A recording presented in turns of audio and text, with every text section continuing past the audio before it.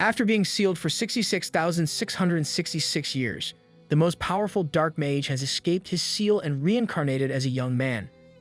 Now with a second chance, he will surely defeat the gods that seal him away this time. In the house of an earl, a young man with green hair wakes up from slumber in a lavish room. He sighs a bit and sits up from his bed. His name is Jamie Welton, firstborn son of the Weltons, an earldom in the kingdom of Seldom. This is starting to sound very familiar.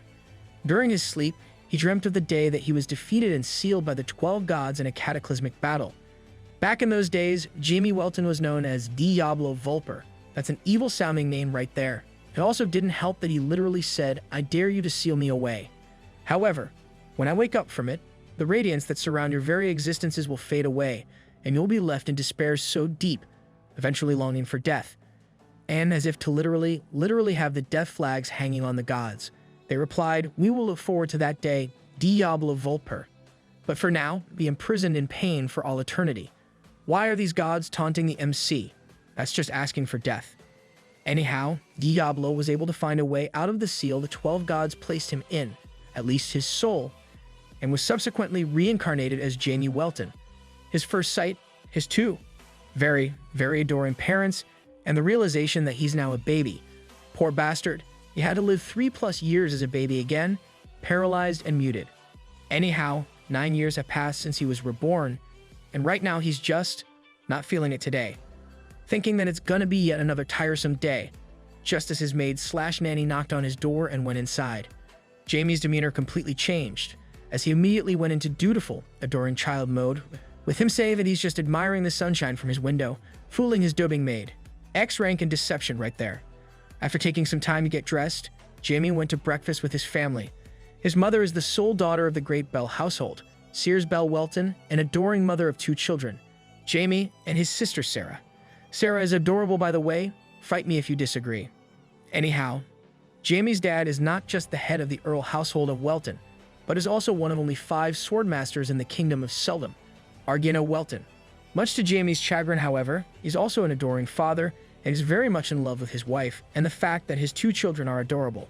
At least in his eyes, but we can all agree that Sarah is very adorable. His son, on the other hand, is a piece-off. Let's be a bit impartial here. Family breakfast, very adorable. Jamie continues to act like a doting son and brother while dying inside because he just wants to be left alone. Or is he? Perhaps he's just being a tsundere and he's actually enjoying this life after all? Who knows? Now don't get Jamie wrong, he likes it here. The facilities are great and the library is nice, but the main thing that really pissed him off, or more accurately annoys him, is the fact that he's still way too weak. He does think that this second chance that he was given is an opportunity to kick the asses of the 12 gods that he considers to be parasites who feed on the worship of mankind, and he's going to use his super OP dark magic to do it. He just needs time to regain all his power, which he can do since no one knows who he really is. Then, a knock on the door as his nanny arrives in order to tell him that story time with his mom is happening soon, and he immediately goes into full-on cutesy kiddo mode while dying deep inside his soul. The poor bastard. Anyhow, he then went to have some story time with his mom and little sister, all while feeling like he wants to die and yeet himself off a window to end the misery. His mother wants to get him another magic teacher again, as they already have 3 magic teachers already, but Jamie made them all quit due to how good he was at magic. After story time, he goes to the library to read up on magic, and immediately thinks that the book on mana breathing he's reading currently is trash. He stands up to eat lunch, all while thinking that doing so is just a waste of time, and immediately sees an old man observing a statue of a woman holding a sword and a pair of scales. Jamie immediately notices that the oldie has a ton of mana around him, gushing like a tornado going wild, and immediately assumes that the old man is a rank 7 mage, one of the most powerful mages in the current era. He wonders how the old man was able to get inside without anyone escorting him, and thinks that he's an intruder before discarding that thought and asking who the old man is, as well as asking why he's in his father's home. All while thinking that if he had his OG overpowered self, he'd be able to get the old man on his knees in an instant. The old man looks at Jamie and marvels at the fact that he was already so powerful, even at the tender age of 9. Which reminds me, this kid is 9 years old. Why the hell is he this OP already? Still, the old man decides to test Jamie's abilities at this point in time and unleashes a bit of his power, which pisses Jamie off something fierce. How dare he test me? Jamie thought in his mind. Me, Diablo Vulper. who even the gods once feared. Jamie's about to open a can of whoop ass at the old man in his house. He fires a burst of dark flame at the old man, which hits him, but doesn't leave a scratch, annoying Jamie because it was a pretty powerful spell. The old man, on the other hand, is amazed at the fact that a 9-year-old is casting spells that strong in his age, but didn't hesitate one bit in firing off his own spell. A burst of hot fire that streaks towards Jamie. Jamie is pretty impressed at this, but being our MC, didn't even do jack and just prepares to tank the fire, correctly assuming that the spell isn't going to hurt him at all, and doesn't even react to the spell currently flying in his direction, impressing the old man. Not that it would have hit Jamie anyway if he was aiming at our MC as Argino. His dad immediately came to the rescue and parried the attack with his own sword. His dad seems pretty cool. Back to the action. Argino places Jamie behind him as he brandishes his sword to the old man and asks his son if he's alright. Jamie, being an utter troll and wanting to keep his cover, began to act like a terrified kid, saying that he's fine and tearing up a bit, causing his dad to go nearly ballistic, and was just about to attack the now-named Marcus Rinmel. Pure Papa Wolf energy right here. Rinmel laughed it off though, telling Argino that he's incredibly envious of him. This shocks Argino, who lowers his guard at Rinmel's statement. Later on, Rinmel and Argino are in Argino's study drinking some tea, with Argino angrily asking Rinmel why exactly he attacked Jamie, his heir. Rinmel wasn't fazed, as he knew that exactly who Jamie is and still did what he did, pissing off Argino even more, and making the sword master leak out his aura, causing sweat to form in Rinmel's brow as Argino's aura was as sharp as his sword. He asks Argino how much he knows about Jamie, causing him to be a bit confused. Rinmel elaborated that Jamie is an incredible prodigy. Argino knows this and tells Rinmel that this is the exact reason why he asked Rinmel to train his son, with Rinmel outright telling Argino that he can't take Jamie in as his pupil, because Jamie is way too gifted in the arts of magic, and he won't be able to handle him at all. Argino is a bit shocked by this, as Rinmel is a rank 8 mage, and the fact that someone of his caliber doesn't want to train his son is a bit shocking. Initially, he thought it's because Jamie is not as talented as he thought, but Rinmel's next statement caused him to almost gape at Rinmel. Rinmel then elaborates further, saying that Jamie saw through the spell that he casted, and that he has tons of guts for a kid his age, as he didn't even do diddy squat because he knows that the spell Rinmel casted won't cause him any harm. Anyhow, Rinmel said that Jamie is at least a rank 4 mage if they discount his physical limitations, and said that he doesn't need any teacher, and only needs the support of those close to him in order to progress in the ranks of being a mage, even to the mythical rank 9, which is only heard of in legends and myth, shocking Argino. I mean, yeah, he's a reincarnated MC, so it makes sense. Rinmel apologizes for attacking Jamie once again, and remarks that their world's magical society would be affected by Jamie's rise to power before teleporting away. Argino sighs at that, worried for his son, as all fathers should be when they find out that people are anticipating the stuff their son would do in the future. Back to Jamie now, he sighs as he finally gets some time alone, as he spent the last few hours being coddled by his affectionate mom. Seriously, brah, just enjoy it. He did say that it's been some time since he saw magic that powerful, and thought that Rinmel could even hold a place in the mythical era on Diablo Vulper's time, which is high praise coming from the reincarnated MC if you think about it. Not only that, but Jamie's also pretty stoked that his dad was as OP as advertised, laughing to himself before immediately getting shocked out of his stupor as Marcus Rinmel was sitting on his bed. Rinmel was pretty curious as to why Jamie didn't notice that there's someone in his room, causing him to fall over in shock and ask why Rinmel is there before asking how he got into his room.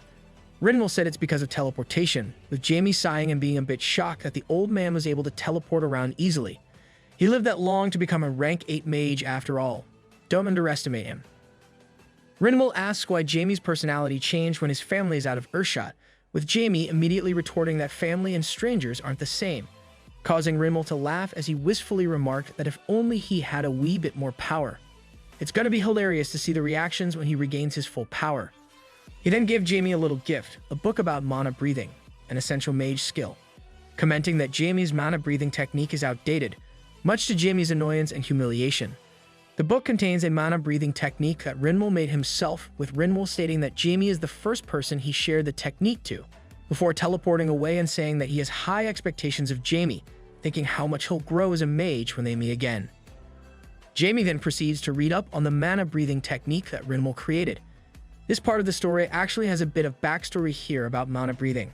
Basically, It's sucking in mana through your breath and storing it in your heart. This is the most efficient method, but given that you're only storing it in one place, the amount you can store is very limited. Seriously, why just the heart? Why not the other organs as well? Well, my dear viewer, you thought right, as Rimmel found a way to do just that by feeling each of the mana particles and breaking them down to sizes absorbable through the skin.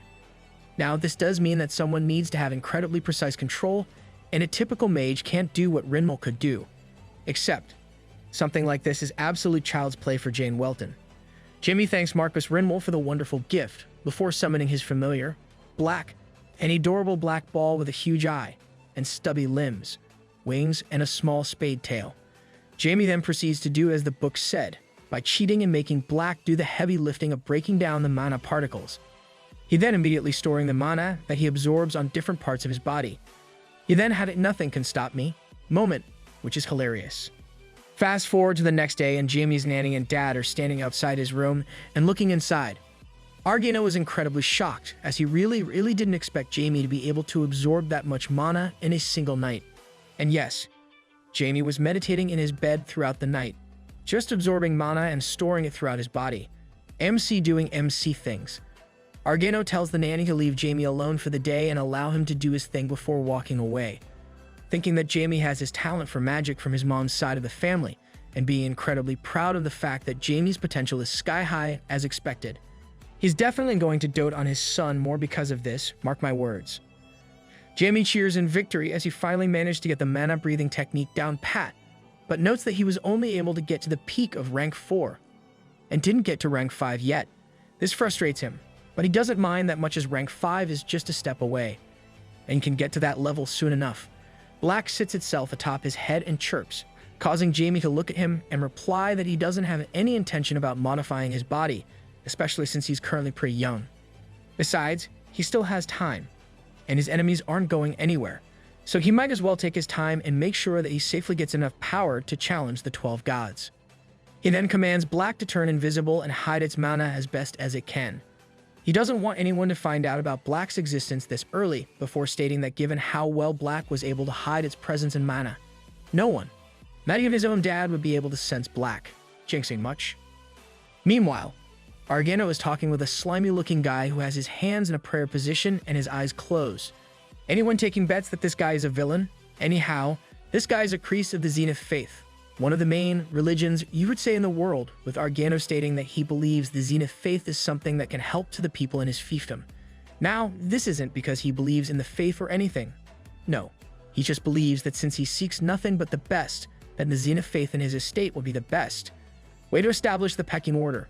The slimy priest guy knows that Argano is establishing the pecking order, and that he shouldn't think that just because they're operating in Argano's land means that the Zenith faith has carte blanche on the people there. After all, Argano's land is Argino's, and he decides the shots here, not the slimy priest guy. Now, said slimy priest guy, let's abbreviate him to SPG, shall we? Goes for the usual protection of Zenith be upon you stuff and moves out. Immediately after he does though, Argano's expression changes from the usual genial self he has into complete and utter contempt. While SPG was making his way out of the estate though, Jamie was able to catch a glimpse of him, and he immediately went into full panic mode as he saw some very familiar imagery in the priest's robe, a crescent moon symbol and a yellow sphere. In addition to the vicarial powers, aka a holy power seeping out of the priest's flesh. Jamie is understandably incredibly pissed off right now due to this. Knowing that he can't take on the priest at this point given that he's incredibly weak sauce, he decides to first investigate the Zenith faith in the Welton territory before he does anything rash. First off, he talks with his father, who asked if he's finished with whatever he's doing in his room. Jamie was immediately in full loving son mode and is doing the usual stuff to keep his dad very not suspicious about his son.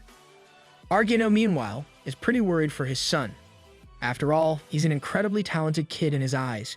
He already had several magic teachers quit because he's that talented, while Marcus Rimmel, a rank 8 mage, directly stated that he can't handle Jamie because he only needs to do his own thing to become incredibly overpowered. Argano is worried about the fact that he's growing strong that fast, and that other people will take advantage of him in the future.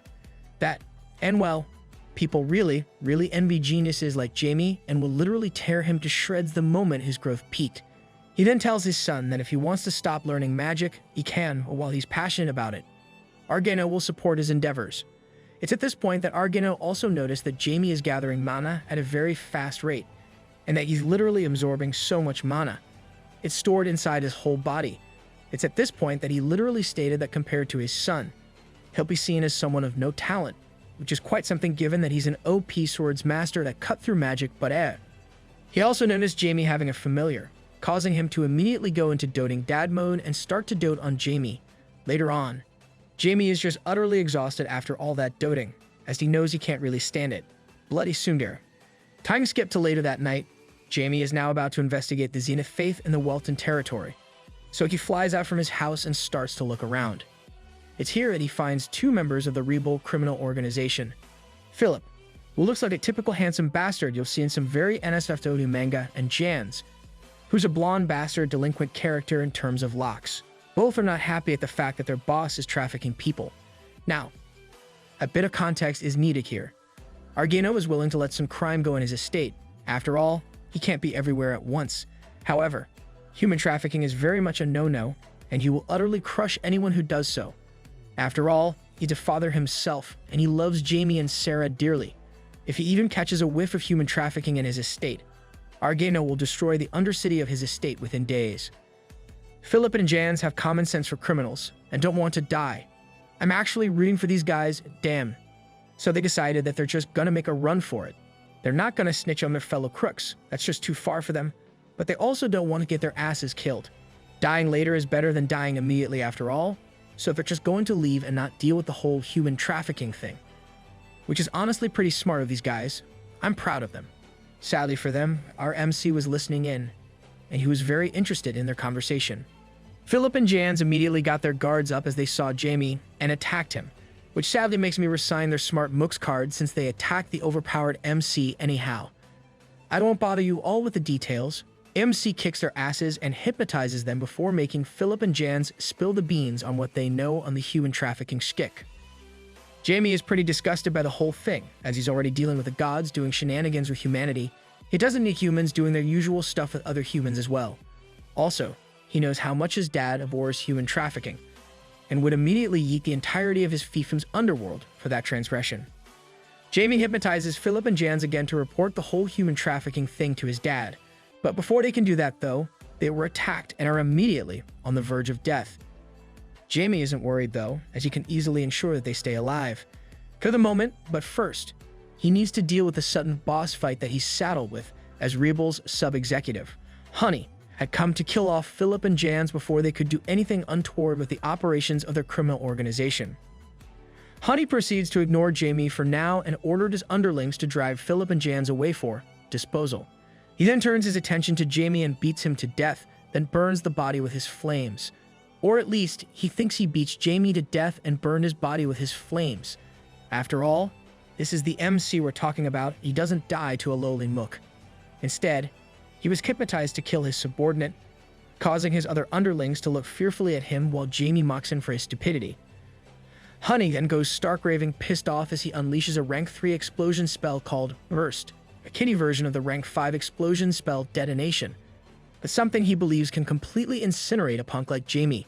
But, like I said, the MC is an OP character and doesn't die to a lowly mook. So instead, the rank 3 spell was completely nullified, and we get to see Jamie destroy Honey's mind with his dark magic. Figuratively, he just mind breaks Honey with how OP he was. Seeing this, his underlings tried to flee the scene, but were immediately killed by Jamie without a second thought. Seeing that everyone is finished, he proceeds to interrogate Honey for his secrets. Jamie is now interrogating his currently brain-dead former adversary. Sadly, for Jamie, he doesn't know much, and only mutters how his boss wants to kidnap the children. Seeing that the man was useless, and the fact that even if he revives the man as a zombie, he would be way too conspicuous, Jamie decides to just eat the man's mana, as even a rank 3 mage's mana pool would be enough to boost his power. He then proceeded to talk about the whole thing like a gourmand would talk about good food. The disrespect. Back to my favorite crooks, Philip and Jans are currently very, very dead, as even if Jamie's mana allowed him to save their lives, if only just, their bodies won't last long due to the procedure being forced. So, what does our MC do? Bloody necromancy, of course. You can't just waste good bodies after all. So he proceeds to turn Philip and Jans into his loyal servants, so that he has a few underlings to use for certain clandestine operations. It took some effort though, as Jamie's body was still unused to the amount of power he wants to output, combined by the fact that Philip and Jans are still clinging to their previous lives, but he managed with some help from Black, his familiar. Eventually, Jamie succeeded, in a fashion. Both Jans and Philip are resurrected as undead loyal to Jamie, but he notices that black smoke is seeping out of the bodies. Black panicked a bit, thinking he made a mistake. But Jamie was pretty sure that it's his fault because of his current condition. He's still pretty bummed about it though, bloody perfectionist. Black, being the absolute bro familiar that he was, came to the rescue however and proceeded to eat the black smoke seeping out of their bodies, which was great since they can now do what they're supposed to do. Good bat familiar, you deserve treats. Seeing this, Jamie proceeds to give them new names fitting for their new unlives. Jans, the blonde bastard, is now named Ezard, while Philip, the other handsome bastard, is now known as Riza. We'll be calling them those names from now on. Once they got their bearings back, Jans asks Jamie if he's the one who conjured them, which is true. Ezard and Riza immediately knew that Jamie is someone that they should not cross. They can feel his energy after all, in that he seems something evil per se, a being beyond belief, almost like a demon king. Jamie asks them if he looks like a demon to them, causing Riza to say yes, he's very much not a human, at least in their eyes. Gutsy, not really something that he should be saying to his new master. Case in point, Jamie proceeds to lay down the law and slams Riza to the ground for his insubordination. Jamie was surprised though at the fact that Riza and Ezard were able to even retort to him, which he attributes to his incompetence and weak body. Still, he gives them both another chance, after warning them that if they do that again, he's just gonna make sure they cease to exist. Brutal. He then proceeds to reassure the two of them that no, he's not a demon. Instead, he's a dark mage, which, depending on who you ask, is way worse. Jamie only has two orders for both Ezard and Riza right now before he leaves. The first is to spy on the Zenith Faith establishing themselves in his father's territory, gathering information along the way. The second is to find a scapegoat, preferably someone who knows a lot about the human trafficking operations currently happening in the area so that he can become a whistleblower in place of Ezard and Riza. Makes sense. He doesn't want to lose his new minions to his dad. After he left though, both Ezard and Riza immediately began to breathe easier as Jamie is just too overpowered and overbearing. Before they began their work, back to Jamie now, and he's currently having a bit of an argument with Black about keeping Ezard and Riza, which Black seems to think is a bad idea. Jamie doesn't seem to care much as he tightened the bond of subordination that the two new undead have, so cases of disobedience like what happened in the previous chapter won't happen anymore. Jamie also comments that after his servants find their scapegoat, his dad will take care of the human trafficking operation, so he doesn't need to worry much about that. Making Black a bit confused, Jamie just said in a very tsundere manner that since it will be my land someday, you can't just leave something as bad as human trafficking alone. Textbook tsundere response right here. Jamie then readies himself to go back home before someone slammed at his back by accident, but his firm stance allowed him to keep his footing while the other person was sent tumbling to the ground. Jamie was pissed and was about to rag on the person who crashed on his back before he realized that it's just a kid with brown hair and green eyes. Kinda hypocritical given that he's also a kid right now. The other kid immediately got triggered at being called a little kid by yet another little kid, causing Jamie to bashfully look away as he realized this, causing him to let the whole thing slide for the moment as he began to walk away.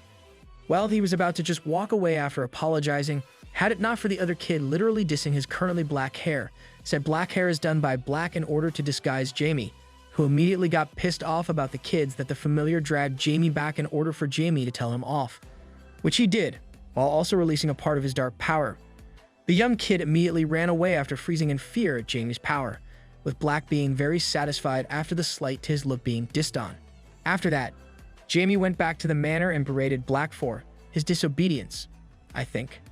He just said that if Black does it again, there would be no second chances, with Black literally perking back up and saluting Jamie after he was let off the hook. Jamie is pretty confused as to why Black is like this, but is too tired to care. He also laments the fact that his easy life is pretty much over. Bruh, why do you want an easy life? I thought you want to kill the 12 gods? Anyhow, Jamie is very pissed at the fact that one of the 12 gods is muscling in on his territory, and the fact that it's Zenith's faith pissed him off even more. After all, Zenith was his greatest enemy all those years ago, and he vowed before going to sleep that any and all of Zenith's worshippers will be kicked out of his lands, one way or another.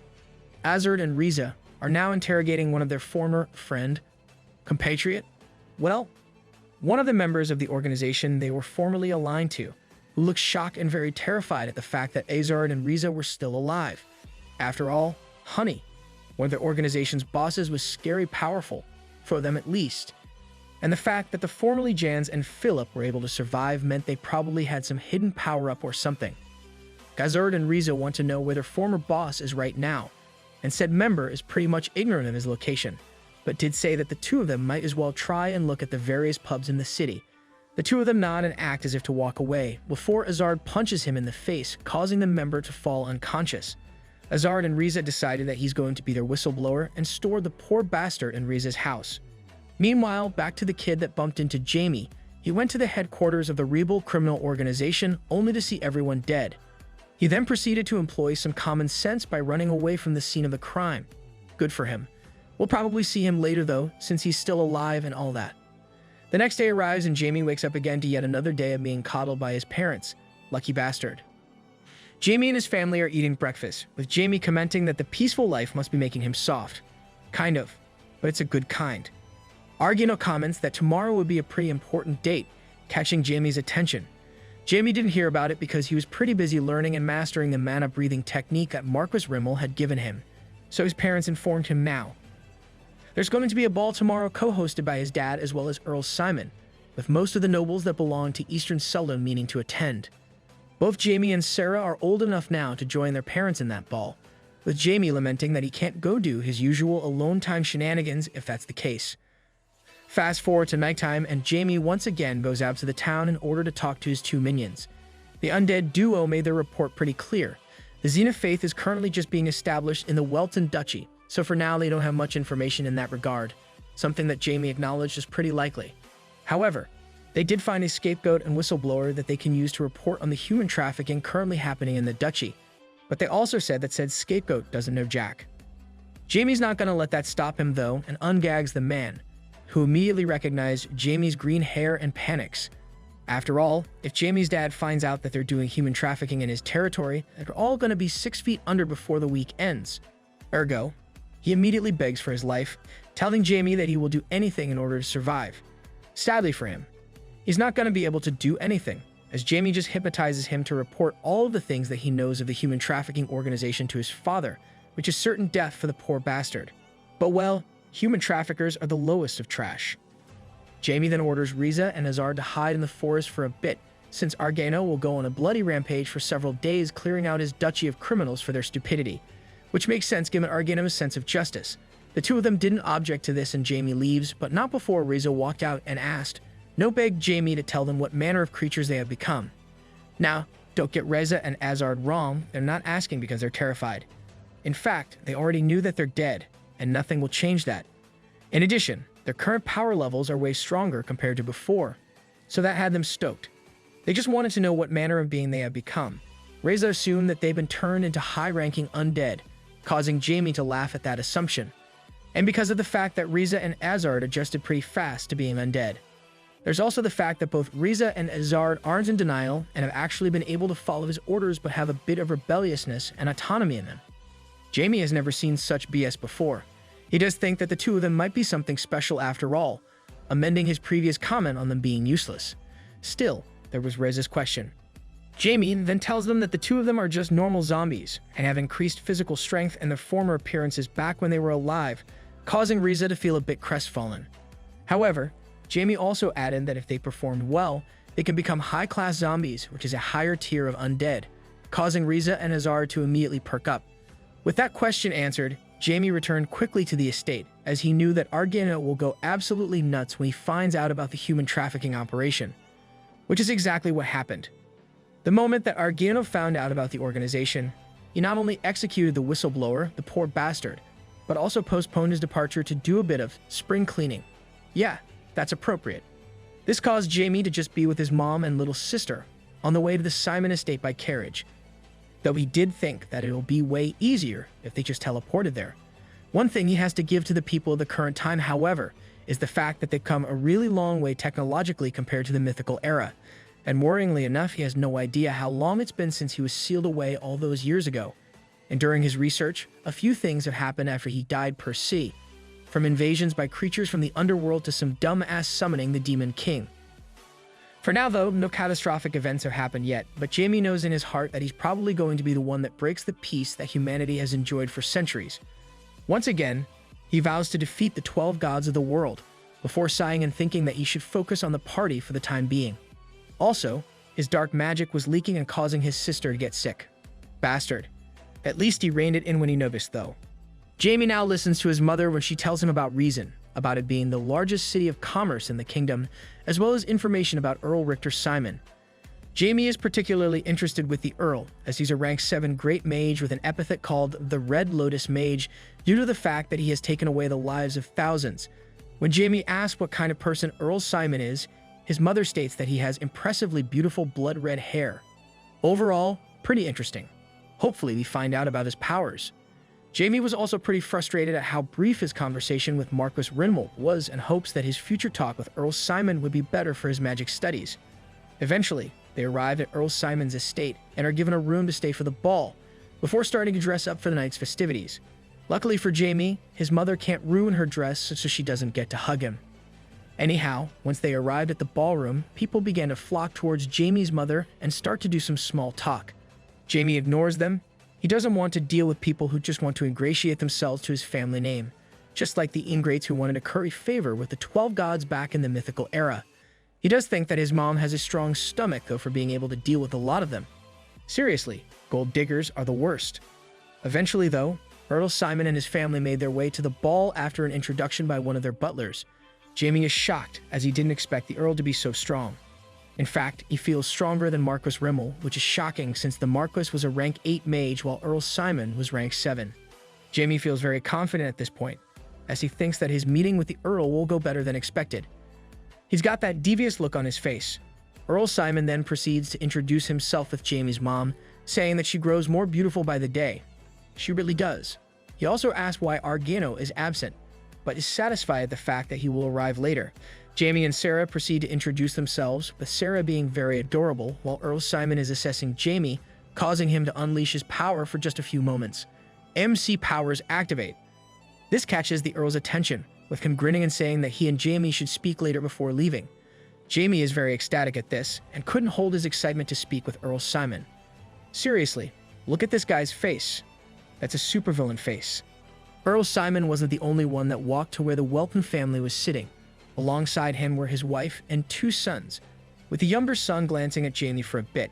Eventually, the Simon family sat down at their table and made some small talk, with the first son plotting on how to bring Jamie under his thumb. Earl Simon easily sees through his son's plot, but allows it, given that he knows why his son is doing this.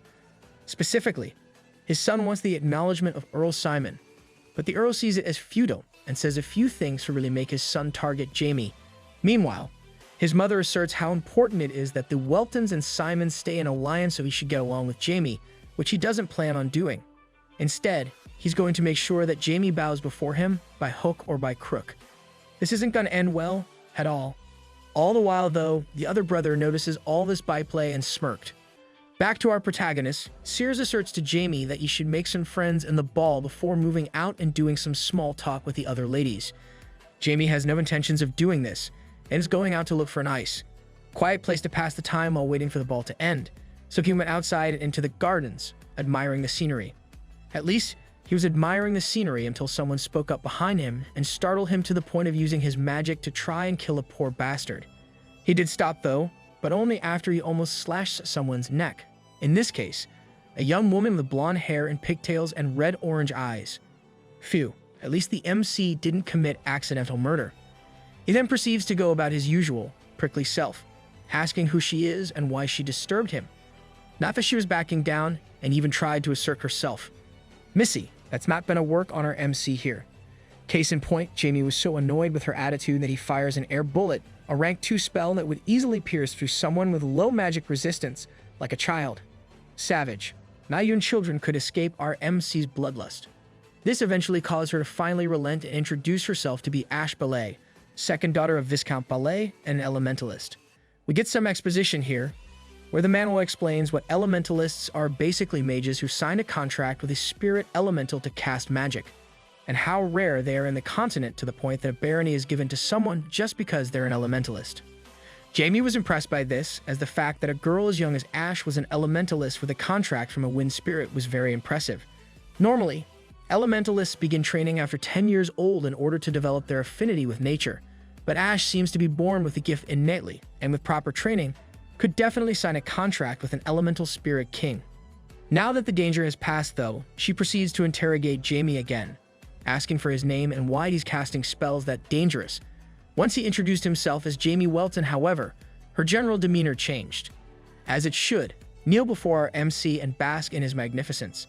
Back in the Welton Duchy though, Argana was on a bloody rampage, cleaning up the criminals in his land. He's left them alone because it didn't seem important at the time, and it didn't concern him.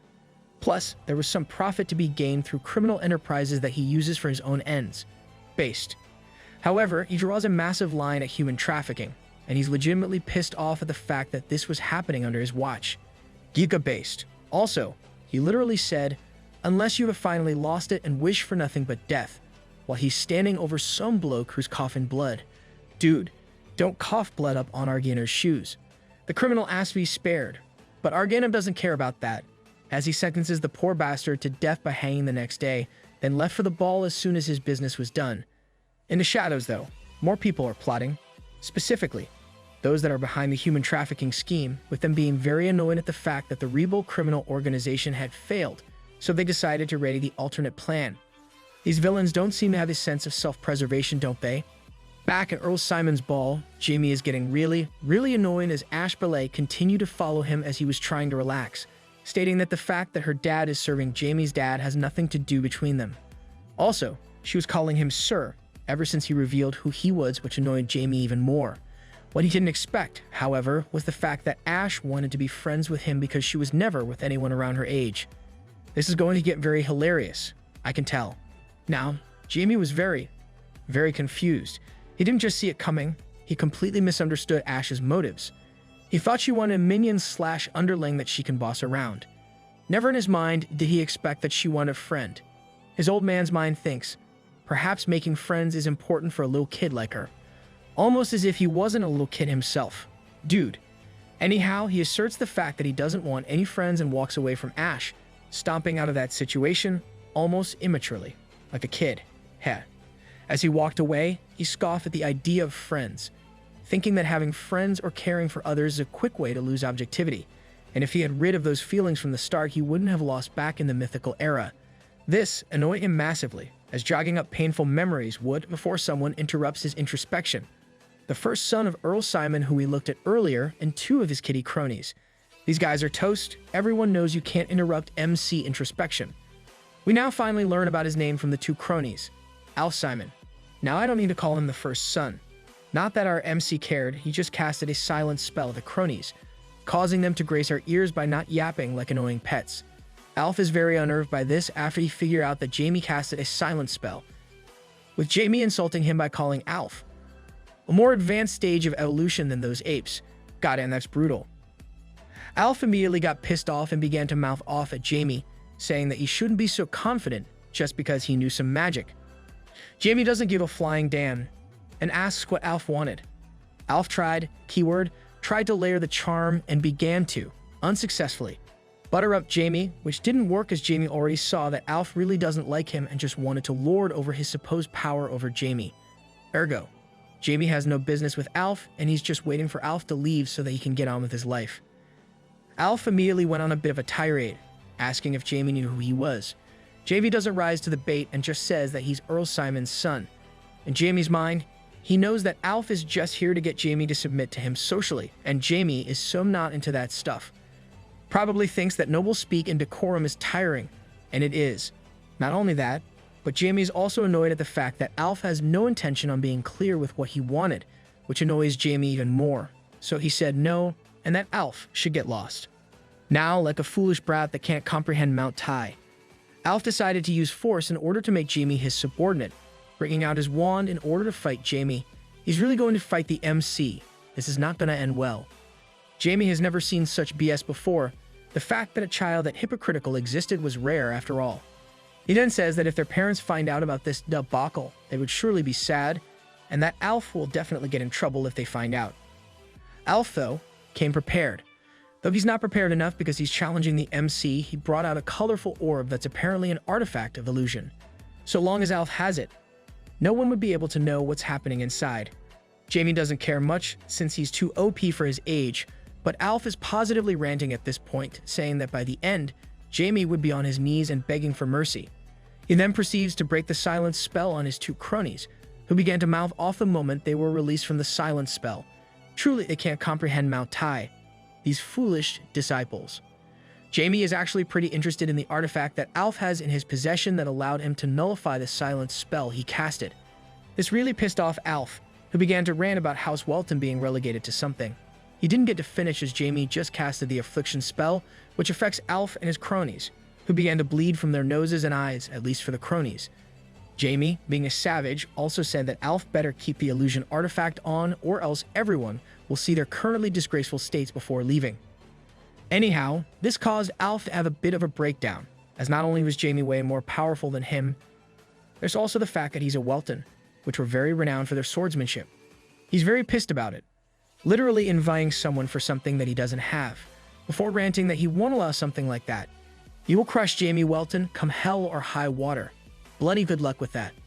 Alf is now very pissed off to the point of actual theft right now. He's currently in the mansion looking for a particular artifact that he hopes could defeat Jamie.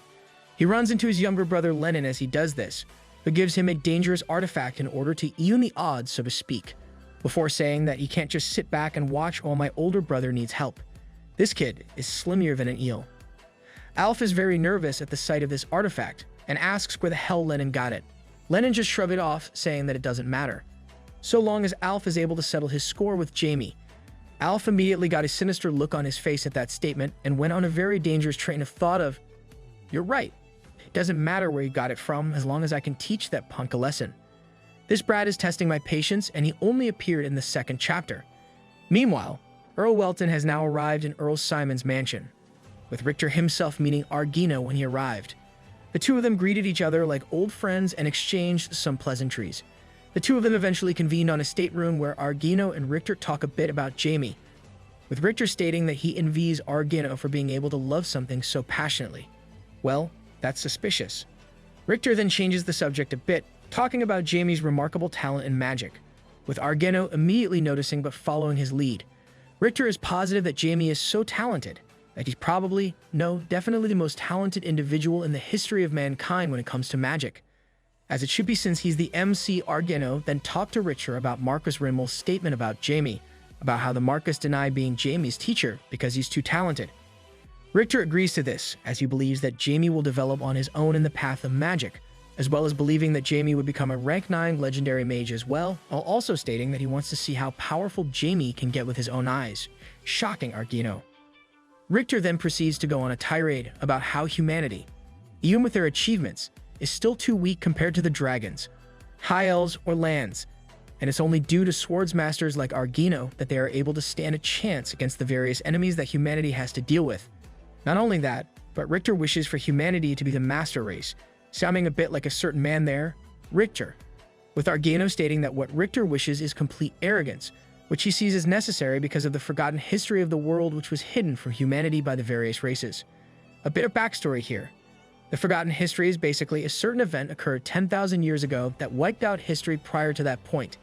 Humanity only knows what happened up to 10,000 years ago, and beyond that, they have no idea, and the other races who are long-lived aren't telling. Probably Diablo Volpiter-related stuff. Anyhow, Richter Simon believes that in order for humanity and its history to not be wiped out, they need a deterrent, aka a rank 9 mage. The two of them, however, decided that it's probably a good idea to rest for the night as it's pretty late. Later that night, Argino stands beside the bed where Jamie is sleeping and contemplates on how talented he is, and how the only thing he wanted for his son was a peaceful life, which is not going to happen at all given who he really is. The next day arrives with little fanfare, and Jamie is once again completely wiped due to the fact that he has to interact with other people again. He was curious about how disturbed his father looked last night, however, and is annoyed that he can't take a look into his mind. Then he got disturbed by Ash again. Precocious girl. Hopefully, she can break Jamie's shell. Jamie is very annoyed by this and tries to make it clear that he doesn't want to deal with her. with Ash immediately retorting that she has some actual business with him due to her wanting to introduce Jamie to her older sister, Rebecca Ballet, who immediately caught Jamie's attention since he can feel the soul of his lover, Jane, inside of her. Ooh, now this is getting interesting. Romance? On my OP protag manhwa. Anyhow, the main reason why Diablo is very much against any attachments is because of Jane's death, and the fact that Rebecca has Jane's soul inside of her caught Jamie's attention and interest. You sure it's just that though? Meanwhile, Alf then approaches Jamie and the Ballet sisters, prepared to make Jamie pay for the humiliation he suffered yesterday. This kid is gonna get bodies next chapter. A few moments before Alf reared his dumb head, Jamie is having a bit of a moment in that he's just staring at Rebecca for a few moments due to her having Jane's soul. Rebecca is understandably confused at this, while Ash assumed, probably correctly, that Jamie fell in love at first sight with Rebecca. Kaigna is just shocked that his first love's soul is inside her sister. This is the time when Alf reared his dumb head and activated the artifact he got from Lennon, his younger brother, sending a surge of flames towards Jamie and Ash, who was behind our MC. Sadly for Alf, our overpowered MC doesn't take shit from anyone, so he snuffed out the flames that were heading towards him and Ash like it was nothing. Alf is shocked at this, as the artifact contained a rank 6 fire spell that Earl Simon created called Phoenix Wraith. Alf believes that Jamie isn't tough shit and thought that Phoenix Wraith is enough to finally get Jamie to give up. I'm starting to wonder if Alf was dropped when he was a baby. Jamie was understandably pissed at this and immediately retaliates, causing ice to form on Alf's body, specifically the hand that held the artifact as well as parts of his left leg. And the ice is rapidly encasing part of his face as well, causing him to panic. Kill the bee. Coughs. I mean, serves him right. Sadly for all of us though, it's not Alf's time to die, as Argino calms Jamie down and prevents him from committing murder in front of an audience. Jamie immediately falls unconscious after his stunt, either due to his body being way too weak to handle his power as per usual, or he's acting like that in order to not deal with all sorts of BS. I subscribe to the latter. Argano is kind of shaken at this situation as well, as he noticed that Jamie was ready and willing to kill Alf for what the little bastard did. After all, he didn't just threaten Jamie, but the spell he casted from the artifact might have hit Rebecca as well, and since she has the soul of his first love back when he was Diablo Volper, that's a huge no-no. Argano knew that if he didn't step in, his son would have killed Alf where he stood. Meanwhile, Richter Simon was pretty amazed at what Jamie did. Given he's a rank 7 mage, it makes sense. His spell, Phoenix Wraith, was a rank 6 spell, which could have incinerated the entire ballroom into nothing more than a smoking crater of ashes and dust. Luckily for everyone, Alf's pretty weak, so that wasn't the case. However, the fact that Jamie was still able to literally stop a weakened rank 6 spell in its tracks in an instant is something that caught Richter's undivided attention. Back in the mother's corner, Alf's mom and Sears, why is she called Sears? I swear, are having a bit of a row about what happened. Sears was pretty clear in the fact that Alf attacked first, endangering not just her own son, but everyone in the ballroom as well when used the artifact containing the Phoenix Wraith spell. Alf's mom is just very distraught and tries to pin the blame on Jamie even though she saw that Alf was the one that attacked first. Sears, however, was angrier than ever, and when Alf's mother tried to explain away his crime, she immediately retorted, "Why don't we sit down and figure out what your precious little boy was trying to do?" You tell her, "Ma." Alf's mother tries to find some support from Earl Simon, her husband. At least he would be supportive of their son. Yes? Nope. Not what happened. Instead, Earl Simon apologizes to the Weltons and appears very contrite about the whole debacle as well, causing Sears to back down from her anger for the moment as she and Argino retire for the day. Earl Simon then decided to stop for the day as well and continue the ball tomorrow in order to let tempers cool and literally just try and save face after his son just blasted their reputation. Seriously, why did Alf do that in the middle of the ballroom? His wife demands why Earl Simon didn't stand up for their son. Woman, are you delusional? But the Earl shuts that down immediately and told her to get Alf in a room and that they'll speak about the debacle later. Later on, Earl Simon and his wife began to argue about what happened in the ballroom, with his wife demanding why Earl Simon didn't stand up for their own child, and that even though Alf was in the wrong first, the two of them should have been on the side of their son. Which is okay, but parents should also be the first to ass blast their children when they do wrong. Still, Earl Simon is very, very furious at Alf right now, and demanded, very sternly, an explanation from Alf about why he did such BS in his own house. After all, his actions would have negatively impacted the influence that the Simon earldom would have not only in the eastern region, but on the entire kingdom of Seldom. Alf is understandably terrified. After all, he's pissed off his dad and tries to explain himself and that he just wanted to teach that punk a lesson. Deep inside, though, he just wanted to grab the attention of his dad. Well, good job there, you have his attention. Just not in the way you wanted. Earl Simon then asked who gave Alf the artifact with Phoenix Wraith inside. At first, Alf tries to stay silent, which didn't work since Earl Simon is very angry at this point, so he snitched and admits that it's his younger brother, Lennon, who gave the artifact to him. The Earl immediately calls for Lennon, who was furious at the fact that Alf got caught. He was annoyed at Alf because even after he set everything perfectly for Alf to succeed, he didn't just get caught, he bumbled it so badly he got humiliated. He's so annoyed to the point that he calls Alf a disgrace in his mind and couldn't believe that Alf is his older brother. Still, he's going to play innocent for the time being, and make sure he keeps his hands clean of the mess that Alf caused. Earl Simon immediately goes for the throat, asking Lennon if he gave Alf the artifact with the Phoenix Wraith spell. Lennon admits to this, but only because he couldn't stand his brother be so humiliated, and as a loving younger brother, he wants Alf to succeed. Earl Simon immediately sees through the BS and retorts that Lennon didn't give the artifact to Alf due to familial love, but in order to control him, which is very true. Earl Simon saw through Lennon's plot instantly and called him out without mercy. Lennon is shocked at how fast his father saw through him, while Alf is dismayed at the fact that he was used. Earl Simon isn't done though. He also said to his two sons that the main reason why they're the least of his concerns, the fact that even though they're his sons, they don't even possess the barest minimum of their father's talents, something that disappoints him very, very much. Yikes. However, he also states that even if they're the least of his concerns, it doesn't mean that he can't see their intentions. Finally, he also said the last, most cutting statement yet: if you truly want my recognition, instead of doing idiotic things like this, prove that my blood runs in your veins. That's gonna be a bit difficult for the two of them. Earl Simon then tells the two of them that he wants no part in whatever shenanigans they're going to do before leaving the room, but not before telling his two sons that they better apologize to Jamie until he's satisfied before leaving. Alf is incredibly afraid about going near Jamie again, even if it's to apologize. He asks Lennon if he's going to apologize to Jamie, but Lennon is struck dumb, causing Alf to think that Lennon was so shocked about what the Earl Simon said that he couldn't speak. What is instead happening inside of Lennon's head is Lennon literally going the yandere route with the ominous light in his eyes and the clenching of his fists. Lennon vows inside his head that he will prove to his father that the Simon blood, the blood that has the potential for a rank 7 mage, is in his veins. Meanwhile, in Jamie's temporary bedroom, Sears, his mother, stands and looks at her beloved son.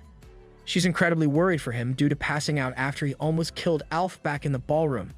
Sears also noticed, like her husband, that Jamie really intended to kill Alf using his spell.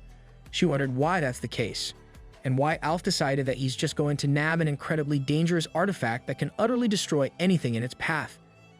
Sears knows how powerful the spell that Alf was about to cast, and she's furious that he decided to use said spell on her son.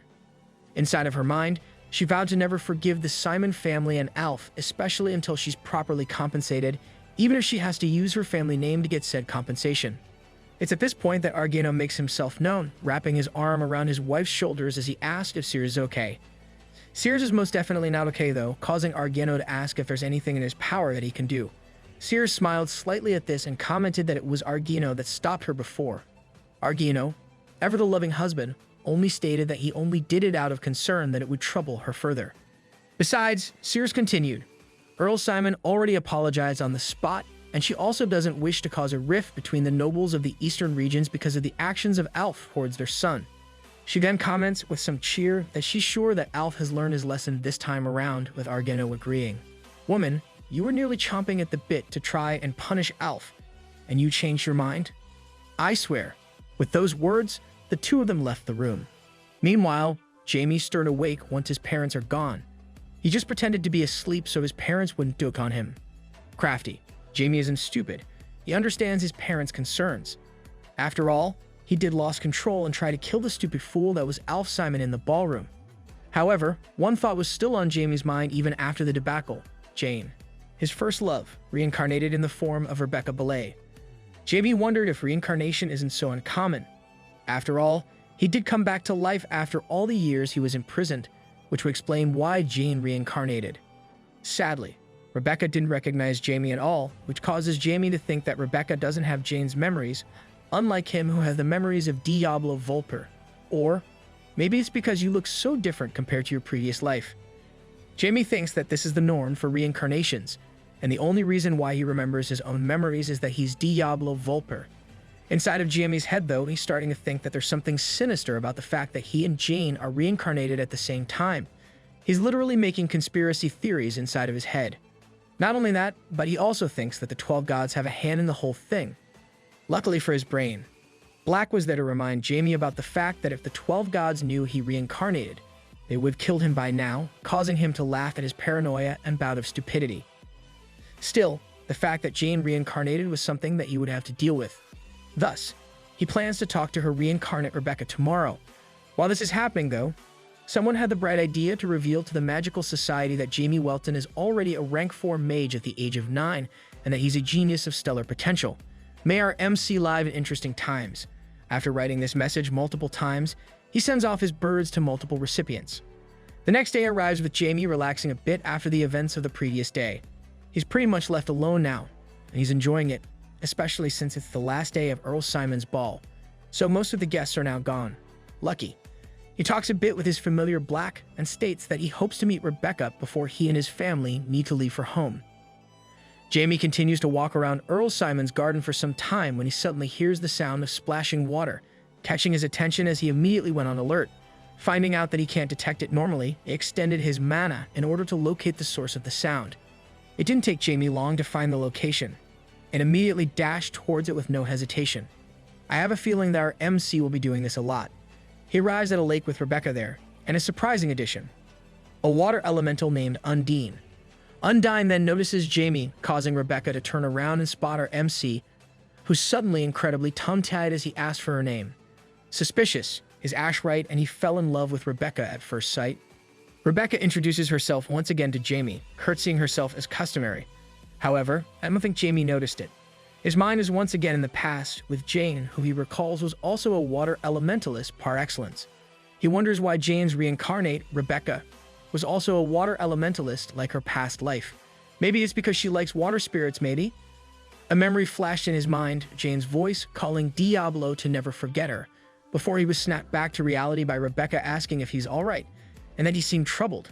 Sail the ship. Sail the ship. Seriously, our MC deserves it.